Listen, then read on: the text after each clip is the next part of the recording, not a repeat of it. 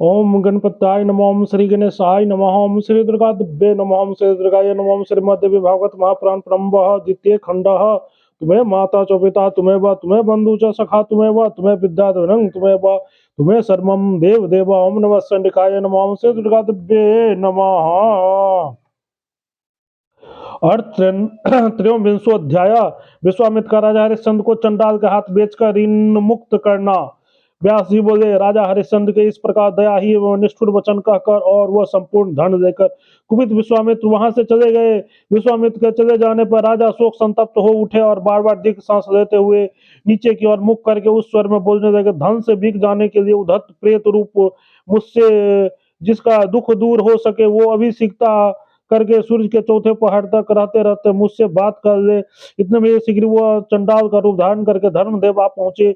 उस चंडाल के शरीर से दुर्गंध आ रही थी। उसका वक्ष भयानक था, उसकी विशाल दाढ़ी थी, उसके दांत बड़े बड़े थे। बड़ा निर्दयी लग रहा था। उस नराधम तथा भयावह ने चंडाल के शरीर का वर्ण काला था, उसका उदर लंबा था और वो बहुत मोटा था। उसके अपने हाथ में एक जर्जर लाठी ले रखी थी और वह श्वासों की मालाओं के अलंकृत थी और वो सबों की मालाओं से अलंकृत थी। चंडाल बोला, मैं तुम्हें दास के रूप में रखना चाहता हूँ क्योंकि मुझे सेवक की अत्यंत आवश्यकता है। शीघ्र बताओ कि इसके लिए तुम्हें कितना मूल्य देना होगा। व्यास जी बोले, हे राजन, अत्यंत क्रूर दृष्टि वाला उस निष्ठुर तथा अविनीत चंडाल को इस प्रकार बोलते हुए देखकर महाराज हरिश्चंद्र ने यह पूछा, तुम कौन हो? चंडाल बोला, हे राजेंद्र, मैं परवीर इस नाम से विख्यात एक चंडाल हूँ। मृत व्यक्ति का वस्त्र ग्रहण करना यहाँ तुम्हारा कार्य होगा और तुम्हें सदा मेरी आज्ञा का पालन करना पड़ेगा। चंडाल के ऐसे कहने पर राजा ने यह वचन कहा, मेरा तो ऐसा विचार है कि ब्राह्मण या क्षत्रिय कोई भी मुझे ग्रहण कर ले, क्योंकि उत्तम पुरुष के साथ उत्तम का मध्यम के साथ मध्यम और अधम के साथ अधम का धर्म स्थित रहता है, ऐसा विद्वानों ने कहा। चंडाल बोला, हे निरपश्रेष्ठ, हे राजन, आपने इस समय मेरे समक्ष जो धर्म का स्वरूप व्यक्त किया है वो बिना सोचे समझे ही आपने कहा है। जो मनुष्य सम्यक सोच समझकर बोलता है वो अभिष्ट फल प्राप्त करता है, किंतु ये नग आपने बिना विचार किए ही जो समान बात कही है वो दिया है, उसका सत्य को प्रमाण मानते मानते हैं तो आप मेरे द्वारा खरीदे जा चुके हैं, इसमें कोई संदेह नहीं है। हरिश्चंद्र बोले, असत्य भाषण करने के कारण अधम मनुष्य शीघ्र ही भयानक नरक में जाता है, अतः मेरे लिए चंडाल बन जाना उचित है, किंतु असत्य का आश्रय लेना श्रेष्ठ नहीं है।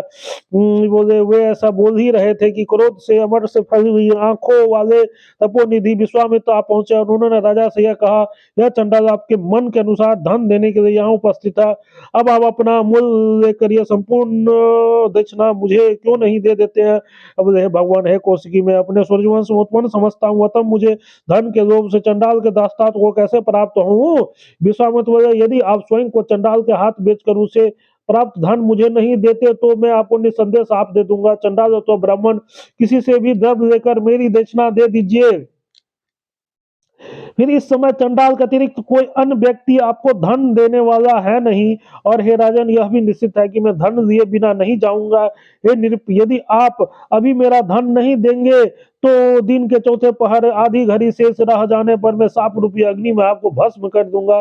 व्यास जी बोले, तब राजा हरिश्चंद्र ने जीवित रहते हुए भी मृतक के समान होकर आप प्रसन्न हो, ऐसा कहते हुए विकलता पूर्वक ऋषि विश्वामित्र के पांव पकड़ लिए। हरिश्चंद्र बोले, हे विपट से, मैं आपका दास हूँ, अत्यंत दुखी हूँ, दीन हूँ और विशेष रूप से आपका भक्त हूँ। चंडाल के संपर्क में रहना बड़ा ही कष्टप्रद था, मुझे आप अनुग्रह कर लीजिए। अवशिष्ट धन चुकाने के लिए मैं आपका दीन, आपका सेवक बनूंगा। है मुनि श्रेष्ठ, आपके मन की इच्छाओं के अनुसार कार्य करता हुआ आपका सदा दास बना रहूंगा। विश्वामित्र बोले, हे महाराज, ऐसा ही हो, आप मेरे दास हो जाइए, किंतु हे नराधिप, आपको सदा मेरे वचनों का पालन करना पड़ेगा। व्यास जी बोले, विश्वामित्र के इस प्रकार कहने पर राजा अत्यंत हर्षित हो उठे।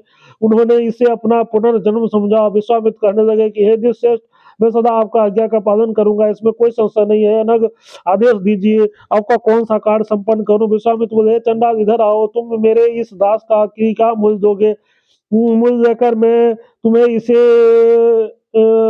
मूल्य लेकर मैं तुम्हें इसे इसी समय दे दूंगा। तुम इसे स्वीकार कर लो, क्योंकि मुझे दास से कोई प्रयोजन नहीं है, मुझे तो केवल धन की आवश्यकता है। व्यास जी बोले, उनके इस प्रकार कहने पर चंडाल के मन में प्रसन्नता आ गई। विश्वामित्र के पास तत्काल आकर वह उनसे कहने लगे, चंडाल बोले, द्विजवर, प्रयाग के 10 योजन विस्तार वाले मंडल की भूमि को रत्नमय कराकर मैं आपको दे दूंगा। इससे बिकराई से आपने मेरा यह महान कष्ट दूर कर दिया है। व्यास जी बोले, तत्पश्चात स्वर्ण मणि और मोतियों से युक्त 1000 प्रकार के दिए गए रत्नों से निशेष विश्वामित्र प्राप्त किया। इससे राजा हरिश्चंद्र मुख पर उदासी दूर हो गए। उन्होंने धैर्यपूर्वक ये मान लिया कि विश्वामित्र ही मेरे स्वामी है, मुझे तो केवल वही करना है जो वो कराएंगे। उसी समय सहसा अंतरिक्ष में आकाशवाणी हुई कि हे महाभाग, आपने मेरी वो दक्षिणा दे दी है और आप ऋण से मुक्त हो गए हैं। इसके बाद हरिश्चंद्र मस्तक में आकाश से पुष्प वर्षा होने लगी और इंद्र सहित महान ओज वाले सभी देवता और महाराज हरिश्चंद्र के प्रति साधु साधु कहने लगे।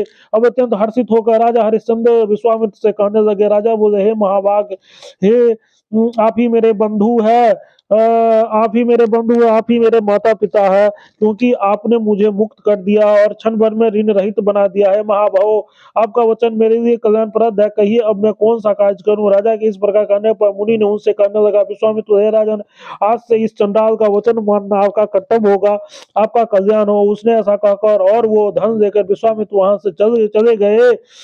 थी श्रीमद देवी भागवत महापुराण सहस्त्रायां सप्तम स्कंदे हरिश्चंद्रोख्यान वर्णन नामो त्रयोविंशोऽध्याय। ओम तत्सत। प्रेम से बोलो जगत जननी जगदम्बा माता की जय।